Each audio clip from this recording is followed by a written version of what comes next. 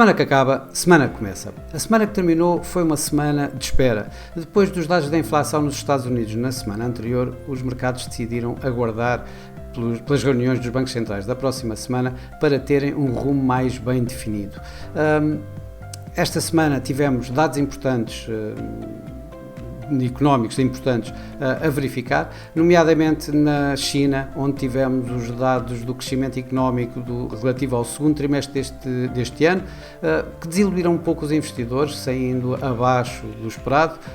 Por outro lado, dados das vendas a retalho nos Estados Unidos também saíram abaixo do esperado pelos investidores e ainda no Reino Unido, a inflação que caiu de 8,7% para 7,9%, abaixo de 8%, quando era esperado cerca de 8,2%, e a inflação core a cair de 7,1% para 6,9%. Isto colocou aqui assim deu algum ânimo aos mercados acionistas britânicos. Por outro lado, também deu às obrigações britânicas, mas por outro lado colocou pressões sobre a Libra. Com os mercados ainda a verem o período de silêncio nos Estados Unidos e na Europa que precede as respectivas reuniões, mesmo assim tivemos Ben Bernanke, que num webinar acabou por referir que acreditava que a próxima subida de taxa de juros seja provavelmente a última deste ciclo de subida, deste ciclo de aperto monetário por parte da Reserva Federal.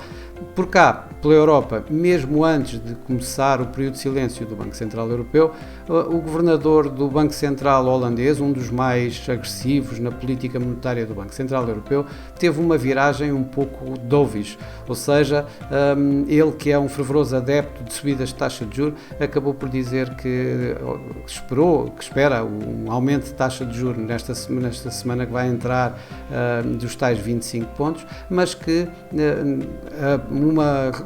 para a próxima de setembro será no máximo uma hipótese, ou seja, nada está definido e que tudo terá que ser visto face aos dados que vamos ter desde esta semana até à reunião de setembro. Isto é uma viragem bastante importante para o lado mais brando deste senhor que normalmente apela sempre por fortes subidas de taxa de juros.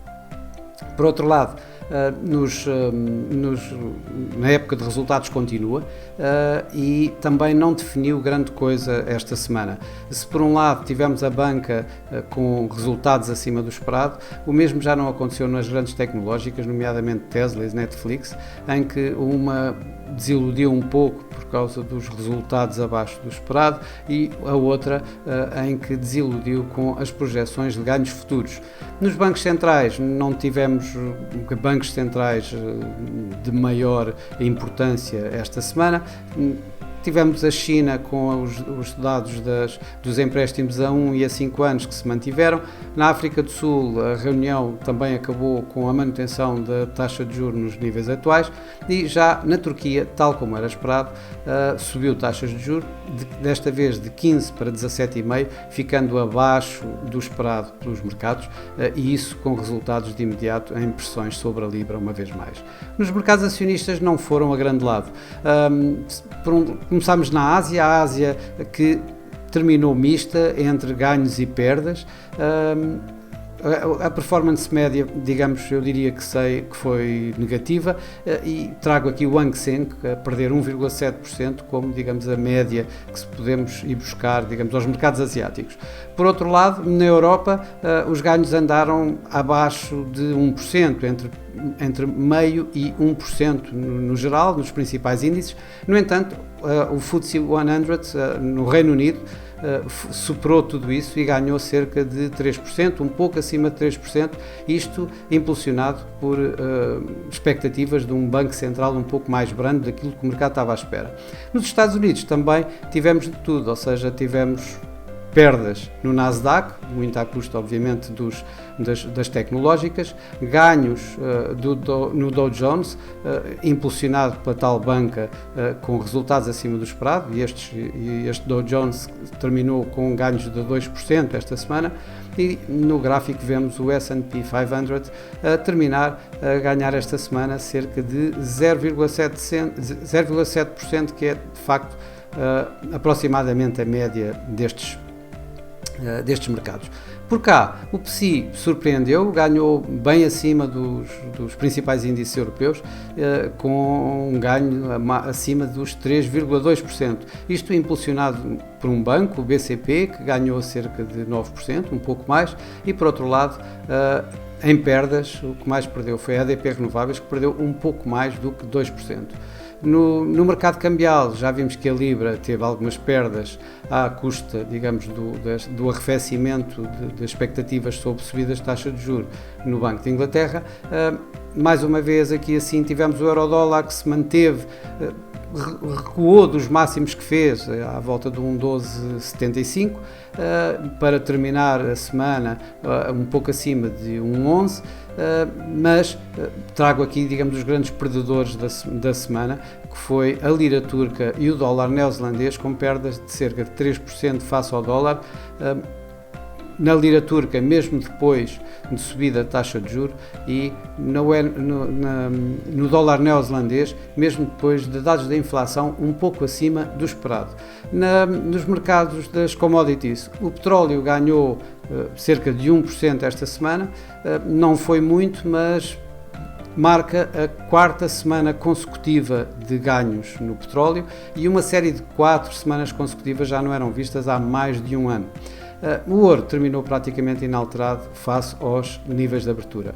Esta semana os mercados vão estar essencialmente voltados para os bancos centrais. Isso não quer dizer que não haja outros pontos de interesse, porque há bastante mais pontos de interesse, nomeadamente a nível de dados económicos. Vamos ter o PIB do segundo trimestre nos Estados Unidos, que em princípio o mercado espera um pouco abaixo do crescimento económico apontado no primeiro trimestre. Vamos ter a medida preferida da Reserva Federal, o PCE Core Price Index. Na Europa vamos ter os PMIs a nível global, sendo que são mais vistos na Europa, e vamos ver até que ponto é que os dados da atividade manufatureira e de serviços não continuam a recuar, pressionando mais o Banco Central Europeu a parar com o ciclo de subida de taxas de juros. E vamos ter os primeiros dados de inflação na Europa, nomeadamente na Alemanha, em Espanha e em França, que vão preceder os dados de inflação na outra semana a seguir para a zona do euro. Vamos ter também uma semana bastante preenchida de dados de resultados empresariais de grandes empresas, tanto na Europa como nos Estados Unidos, como é, por exemplo, sei lá, a Amazon, a Windows, a Microsoft, a Google, a McDonald's, isto nos Estados Unidos, e cá na Europa, Louis Vuitton, a Airbus, por exemplo, o Deutsche Bank, a Mercedes.